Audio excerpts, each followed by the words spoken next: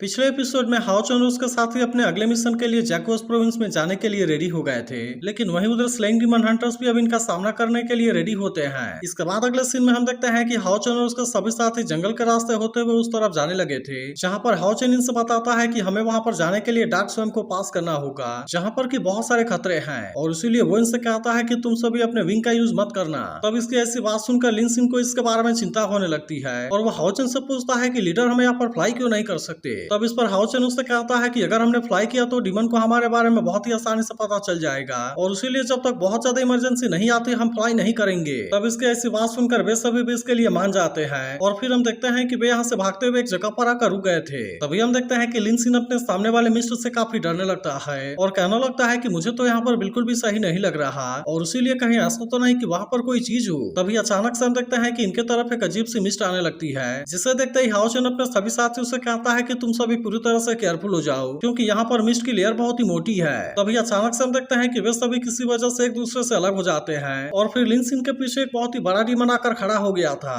तभी हम देखते हैं कि चेन बाकी सभी से अलग हो गई होती है, इसीलिए उसे भी यहाँ पर काफी डर लगने लगा था, और फिर वो वेंगजुआन से पूछने लगती है कि आखिरकार तुम कहाँ पर हो। इसी के साथ वो मैगडल से भी कहने लगती है कि तुम मुझे प्रोटेक्ट करोगे ना। वहीं उधर वेंगजुआन भी अकेले एक जगह पर खो गई होती है, और फिर वो अचानक से आके मिस्ट की वजह से बेहोश हो जाती है। इसके बाद हम देखते हैं कि सिमासियान भी बाकी सभी से अलग हो गया था, और इसीलिए वो भी परेशान होता है कि आखिरकार बाकी लोग कहाँ पर चले गए। तभी इसी बीच हम देखते हैं कि यहाँ पर उसे अपनी क्रश नजर आने लगती है, जिससे देखते ही सिमासियान उससे पूछने लगता है कि तुम यहाँ पर क्यों हो। इसके बाद वो इसके नजदीक में आते हुए कहने लगता है कि तुम्हें डरने की कोई भी जरूरत नहीं है, क्योंकि मैं तुम्हें यहाँ पर प्रोटेक्ट करूंगा। मगर तभी अचानक से हम देखते हैं कि उसके अंदर से निकलने वाली मिस्ट उसे बेहोश कर देती है, और फिर हमें पता चलता है कि वो लड़की तो असल में कोई डीमन है। तभी हम देखते हैं कि हानियो भी एक जगह पर फंसा हुआ था, जहाँ पर कि अचानक से उसे किसी छोटे लड़की की आवाज सुनाई देने लगती है, और वो कहने लगता है कि क्या तुमने मेरे बॉल्स को देखा। तभी इसी बीच हम देखते हैं कि हानियो को सच में यहाँ पर एक बॉल दिखाई देने लगती है, इसीलिए वो भी अपने शॉट को बाहर निकालकर पूरी तरह से केयरफुल हो गया था। जिसके बाद वो लड़के का आवाज कहने लगता है कि मेरे पेरेंट्स मिसिंग हैं, और इसी के साथ साथ मेरी बॉल्स भी खो गई है। तब ऐसी बात सुनकर हानियो उस बॉल को अपने हाथ में उठा लेता है, लेकिन तभी अचानक से हम देखते हैं कि फ्लावर के बहुत सारे टेंटिकल इनके ऊपर अटैक करने के लिए आने लगे थे, जिससे देख हानियो भी किसी तरह से खुद को बचाने के लिए कोशिश करने लगा था।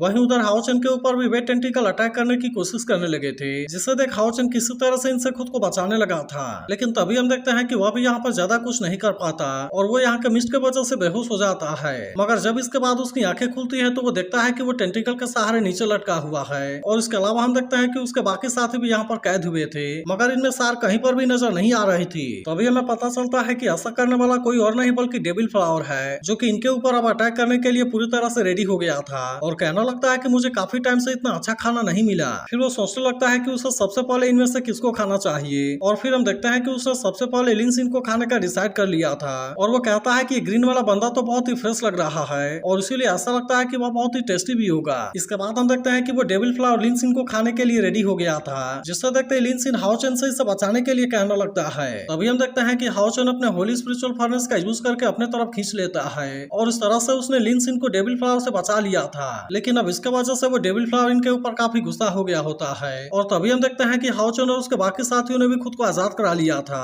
और अब इस तरह से वे सभी मिलकर इसका सामना करने के लिए रेडी हो गए होते हैं। तब इससे देख वो डेविल फ्लावर गुस्सा होते हुए कहता है कि तुमने खुद को इतना आसानी से आजाद कैसे करा लिया। जिसके बाद हम देखते हैं कि हाओ चन सबसे पहले उसका सामना करने के लिए रेडी हो गया था, और फिर वो कहने लगता है कि मैंने पहले से फ्लावर के डेविल किंग के बारे में सुन रखा था, लेकिन असल में वो कभी भी लोगों के सामने नहीं आता था, और इसीलिए हमने खुद को चारे के रूप में यूज करके तुम्हें बाहर निकाला, ताकि इस तरह से हम तुम्हारे साथ में बहुत ही आसानी से फाइट कर सके। तब इसके बारे में जानकर वो डेविल फ्लावर कहने लगता है कि मैंने तो इसके बारे में कभी भी उम्मीद नहीं किया था, जबकि तुमने तो बहुत ही चालाकी से मुझे फंसा दिया। अब इसी वजह से हम देखते हैं कि वो इनके ऊपर बहुत ज्यादा गुस्सा हो गया था, और फिर वो तुरंत ही अपने टेंटिकल का यूज करके इनके ऊपर अटैक करने की कोशिश करने लगता है। तब इसे देख वे सभी भी अपनी जान बचाने के लिए रेडी हो गए थे, और फिर वे किसी तरह से यहाँ से बचकर भागने लगते हैं। लेकिन तभी हम देखते हैं कि बाकी सभी लोग भी इसके साथ में फाइट करने के लिए रेडी हो गए थे, और वेंगजुआन इसके ऊपर अटैक करते हुए कहती है कि आज तुम यहाँ पर जरूर मरोगे। जिसके बारे में सुनकर वो डेविल फ्लावर कहता है कि इसके बारे में तो बाद में पता चलेगा। तभी हम देखते हैं कि हाओ चन भी इसके ऊपर अटैक करने के लिए पूरी तरह से रेडी हो गया था,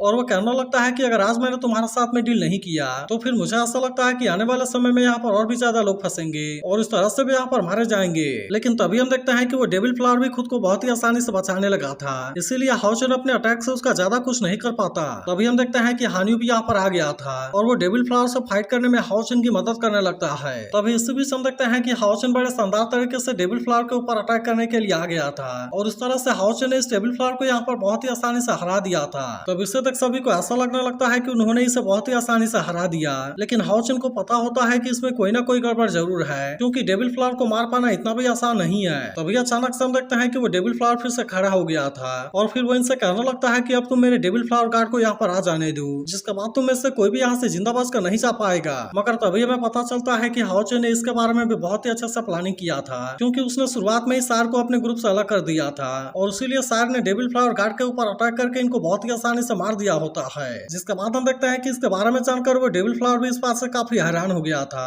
और वो कहने लगता है कि मेरे डेविल फ्लावर गार्ड यहाँ पर इतने आसानी से कैसे मारे गए। इसके बाद हम देखते हैं कि सार भी एक बड़ी शानदार एंट्री देते हुए सामने आ जाती है, जिसके बाद हाओचन डेविल फ्लावर से कहता है कि अब तुम्हारा काम खत्म हो गया और फिर हम देखते हैं कि वो इसके ऊपर अटैक करने के लिए अपने पावर को यूज करने के लिए जाने लगा था। मगर तभी हम देखते हैं कि डेविल फ्लावर भी बड़े चालाकी से इनको चारों तरफ से कैद कर देता है, जिसे देखते ही लिन सिन इस बात से काफी परेशान हो गया था और सिमासियान कहने लगता है कि हम तो यहाँ पर बहुत ही बुरे तरीके से फंस गए। तभी वो डेविल फ्लावर भी कहने लगता है कि अब तुम्हें से कोई भी यहाँ से जिंदा बच कर नहीं जा पाएगा और फिर हम देखते हैं कि वो यहाँ पर टॉक्सिन वाले मिस को रिलीज करने लगता है। जिसके बाद हम देखते हैं कि हाओचन और उसके सभी साथी इसमें बहुत बुरे तरीके से फंसने लगे थे और इनमें से किसी को भी समझ में नहीं आ रहा था कि उनको इसके बारे में क्या करना चाहिए। मगर तभी हम देखते हैं कि हाओयू भी इनकी मदद करने के लिए यहाँ पर आ गया था और वो सबसे पहले तुरंत अपने पावर का यूज करके इनको टॉक्सिन से बचाने लगता है। जिसके बाद हम देखते हैं कि हाओचन भी इस बात से काफी खुश हो गया था। तभी हम देखते हैं कि हाओयू अपने पावर का यूज करके यहाँ के सारे टॉक्सिन को एक साथ में कलेक्ट करने लगता है, जिससे देख हाओचन कहने लगता है कि हाओयू तो विंड एट्रीब्यूट वाले मैजिक का यूज कर रहा है और उस तरह से वो यहाँ के सारे टॉक्सिन को एक साथ में कलेक्ट कर रहा है। इसके बाद हम देखते हैं कि उसने फायर पावर का यूज करके इसे क्रिस्टल में चेंज कर दिया था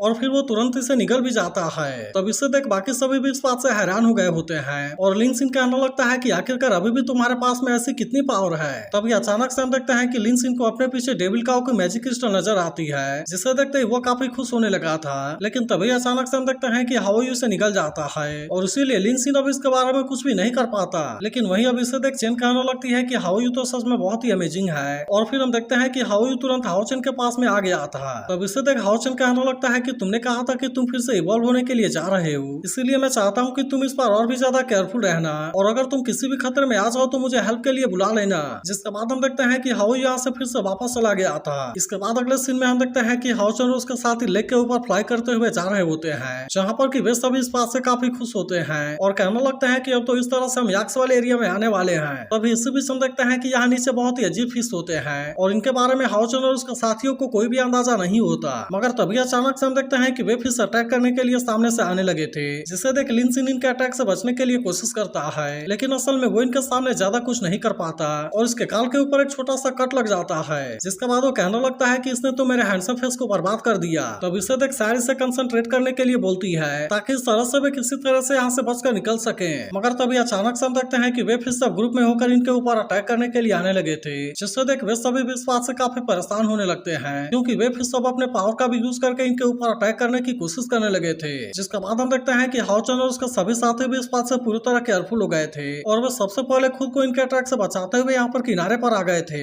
लेकिन अभी भी हम देखते हैं कि वे फिश इतने आसानी से हार मानने वाले नहीं होते और वे अभी भी यहाँ इनके ऊपर अटैक करने की कोशिश कर रहे होते हैं। जिसके बाद हम देखते हैं कि सिमासियान इसमें से एक को अपने हाथों से पकड़ लेता है और फिर उस तरह से उसने इसे जमीन पर पटक कर मार दिया था। तो अब इसका अगला पार्ट भी कुछ देर में अपलोड हो जाएगा, लेकिन अगर आप इसके लिए एक्साइटेड हो तो इस वीडियो को लाइक और इस पर एक प्यारा सा कमेंट जरूर कर देना और अगर आपने इसके पिछले एपिसोड को मिस कर दिया हो तो लेफ्ट वाली वीडियो जरूर देख लेना।